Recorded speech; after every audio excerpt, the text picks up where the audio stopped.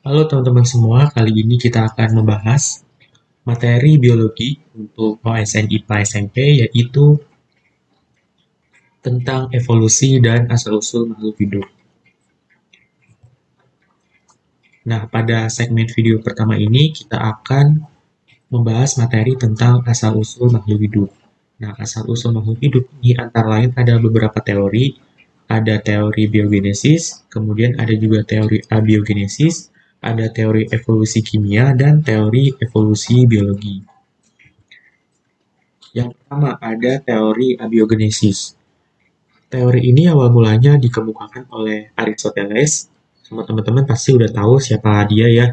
Nah, saat itu dia mengungkapkan teorinya bahwa kehidupan berasal dari benda atau materi tak hidup. Kehidupan itu terjadi secara spontan, makanya disebut dengan generatio spontanea. Nah, contoh yang diungkapkan antara lain seekor cacing yang keluar dari dalam tanah, maka cacing berasal dari tanah. Kemudian katak yang keluar dari lumpur, maka katak tersebut akan berasal dari lumpur. Selain itu, misalkan ada tikus yang keluar dari tumpukan pakaian yang sudah lama, saat itu dikatakan bahwa tikus berasal dari tumpukan pakaian. Nah, kemudian setelah beberapa waktu ada percobaan dari John Needham.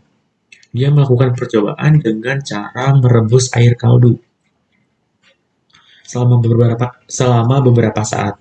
Nah, kemudian air kaldu itu ditutup dengan gabus. Kemudian selang beberapa hari kemudian ditemukan mikroorganisme di dalamnya. Nah, jadi dengan pengamatan ini, Nida menyimpulkan di dalam kaldu terdapat mikroorganisme yang asalnya berasal dari kaldu.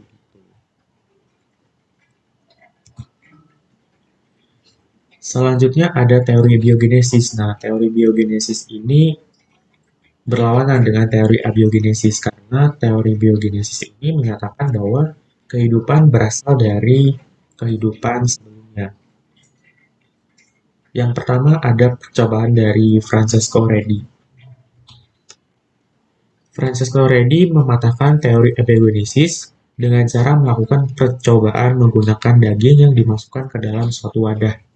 Nah, daging ini dibagi menjadi 3 variabel yang berbeda ya. Yang pertama, diletakkan di dalam wadah yang tertutup rapat. Yang kedua, ditutup dengan kain kasa. Dan yang ketiga, dibiarkan terbuka begitu saja. Nah, kemudian selang beberapa hari kemudian, pada wadah pertama ternyata tidak terjadi apa-apa. Di situ tidak ada lalat, tidak ada belatung. Kemudian pada yang kedua, itu ditemukan telur lalat dan juga lalat-lalat yang hinggap di situ di atas kain kasanya. Nah, sedangkan di bagian wadah yang nomor 3, di dagingnya itu ditemukan belatung dan juga lalat-lalat. Nah, dari percobaan ini, Reddy menyimpulkan bahwa lalat tidak berasal dari daging busuk, tapi berasal dari telur lalat itu sendiri. Jadi lalat ini tidak berasal dari benda mati. Berikutnya ada percobaan dari Lazzaro Spallanzani.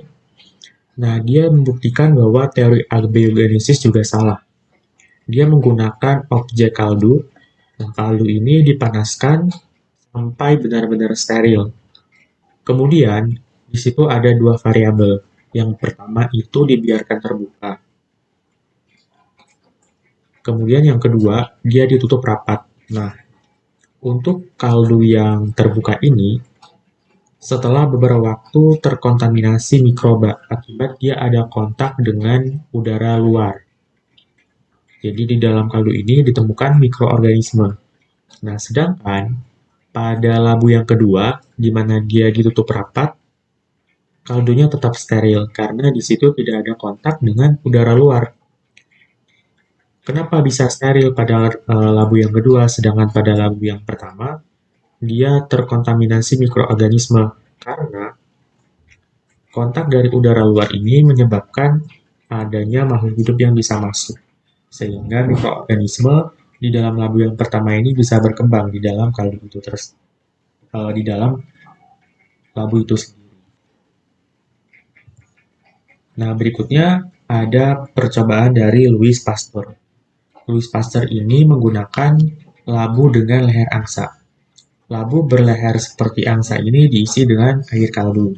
Nah, kemudian itu dipanaskan. Leher ini berfungsi supaya ada hubungan antara labu dan udara luar. Nah, labu tadi itu dipanaskan untuk mensterilkan supaya tidak ada makhluk hidup di dalamnya yang masih berkembang biak. Setelah dipanaskan, kemudian dia didinginkan dan disimpan. Nah, setelah beberapa hari, air kaldu dalam labu leher itu tetap jernih, tidak keruh. Namun di bagian leher ini, banyak sekali partikel-partikel serta debu yang bisa ditemukan. Nah, kemudian untuk labu ini jika dimiringkan, kemudian ditegakkan kembali, air kaldu di dalamnya setelah beberapa saat akan menjadi keruh kembali, menjadi keruh. Itu terjadi karena apa? Karena tadi partikel-partikel dan mikroorganisme yang terperangkap di sini menjadi bisa masuk ke dalam air kaldu itu, sehingga air kaldunya eh, menjadi terkontaminasi mikroorganisme. Nah, kemudian kalau kita membandingkan antara labu berleher angsa dengan labu yang biasa seperti sebelumnya, kalau misalkan dibiarkan terbuka, labu berleher angsa bisa tetap jernih, tetapi untuk labu yang seperti biasa dia menjadi terkontaminasi mikroorganisme. Itu ya terjadi karena tadi mikroorganisme dan partikel-partikel debu itu terperangkap di leher ini sehingga dia tidak bisa masuk ke dalam kaldunya itu. Nah, dari percobaan ini, Louis Pasteur menyimpulkan bahwa mikroorganisme yang ada dalam air kaldu bukan berasal dari air kaldu, tetapi berasal dari udara luar. Nah, kesimpulannya ini dikenal dengan istilah omne vivum ex vivo, atau kehidupan berasal dari kehidupan sebelumnya. Selanjutnya ada teori dari Harold Urey yang didukung oleh Stanley Miller. Namanya adalah teori evolusi kimia. Urey mengatakan bahwa dulunya atmosfer bumi mengandung molekul metana atau CH4, amonia atau NH4, air, dan karbon dioksida. Nah, energi kosmis dan petir pada saat itu menyebabkan zat tersebut bereaksi membentuk organisme yang diduga merupakan virus. Selanjutnya, Stanley Miller yang merupakan murid dari Urey ini melakukan percobaan dengan membuat prototipe ya, membuat rangkaian seperti ini untuk mensimulasikan terjadinya keadaan bumi pada saat itu, seperti yang dikemukakan oleh Urey. Nah, ruang bunga api diisi dengan campuran gas meniru atmosfer purba, kemudian botol kaca diisi dengan air murni. Bunga api listrik di sini itu berfungsi sebagai model petir. Ternyata dari alat percobaan ini dihasilkan beragam senyawa organik yang artinya teori Urey ini benar menurut percobaan Stanley Miller. Berikutnya ada teori evolusi biologi. Teori ini dikemukakan oleh ilmuwan yang namanya Alexander Oparin. Evolusi biologi ini sekilas mirip dengan evolusi kimia, cuman ada beberapa hal detail yang membedakan antara teori evolusi kimia dan evolusi biologi. Teori evolusi ini mengatakan bahwa dulunya terdapat zat anorganik berupa air, metana, karbon dioksida, dan amonia yang ada di dalam atmosfer bumi. Zat-zat ini membentuk zat-zat organik akibat adanya radiasi dari energi listrik yang berasal dari petir.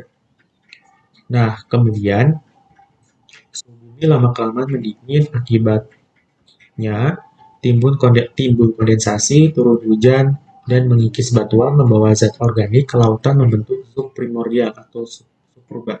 Nah, kemudian setelah terjadinya subpurba ini, ada periodisasi kemunculan makhluk hidup. Ada tiga. Yang pertama terbentuknya makhluk hidup prokaryotik yang menjadi asal-usul organisme eukariotik. Kemudian yang kedua, terbentuknya organisme fotoautotrof. Dan yang ketiga adalah munculnya organisme eukariotik, organisme yang sudah lebih maju dibandingkan dengan prokaryotik. Nah, di sini kata kuncinya adalah subprimordial yang membedakan teori evolusi biologi dengan teori evolusi kimia. Nah, di dalam teori evolusi ini terdapat beberapa istilah, antara lain invaginasi, dan endosimbiosis. Invaginasi ini merupakan proses pelekukan ke dalam, membentuk membran inti dan retikulum endoplasma. Ini yang menjadi cikal bakal terbentuknya organisme eukariotik, sel eukariotik. Nah, kemudian ada istilah endosimbiosis, yaitu proses yang menjelaskan pembentukan mitokondria, kloroplas, dan beberapa organel eukariotik lain yang ditemukan oleh Lynn Margulis.